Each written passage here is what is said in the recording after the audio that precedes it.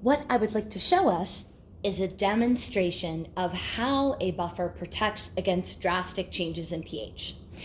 What I have here are 3 beakers that are containing approximately 20 milliliters of distilled water.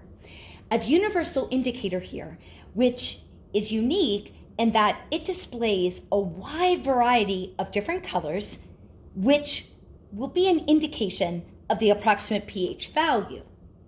So if I place just a couple of drops of phenolphthalein into each, it should give us a start pH, which we would definitely expect, is approximately 6 to 7.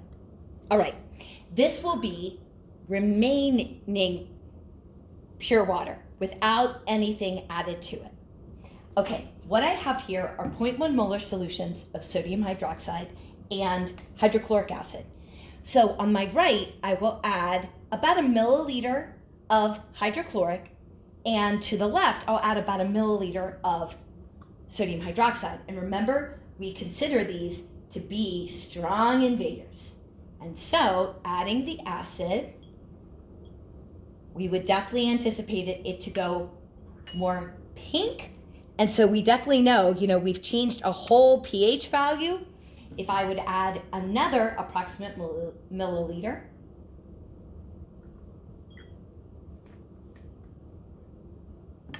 and then let's go ahead and add another. All right. And so we can see that we're definitely getting more into the pink realm. Well, what about base? And so if I go ahead and add the 2 mils. So didn't that give a good jump that we definitely went to the basic realm? So that absolutely would be a drastic change in pH.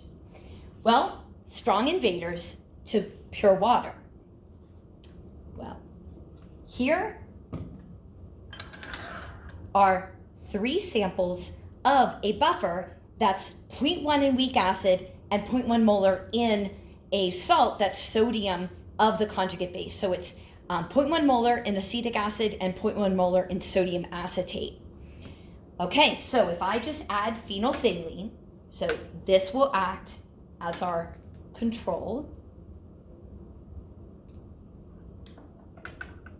All right, so we can see, of course, it's more acidic than our pure water. Yeah, it's about in between-ish, because we know there's a weak acid in there. Okay, so these were our pure water. There's our buffer. So let's go ahead and add this to each. But then we'll do the same thing. We'll add about a mil and then another of our acid.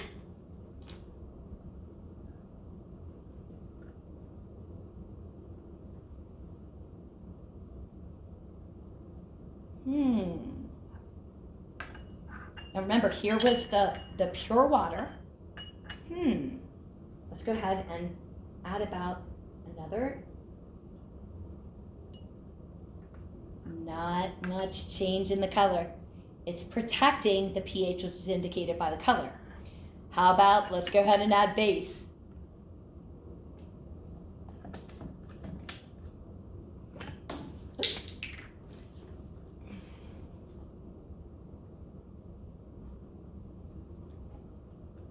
Remember, we added a good 2 milliliters. Oh, look at that. That's really being protected. And so we know with the strong invader of the hydroxide that the weak acid is stepping forward to react it away. So I can see, let's see how much. Oh, I can see hints of purple, hints of purple. Now, we know we can eventually exceed the buffering capacity. So eventually all of the weak acid will be reacted away. Oh, it is really doing a nice job. You can see that we're starting to get hints of purple, hints of purple, hints of purple. Okay, we're definitely getting into past the buffering capacity. Oh, it's still doing a good job. Aha, there we go. So a buffer can only protect the pH within a certain region. But that sure did wonderfully show us how buffers do protect against drastic changes in pH.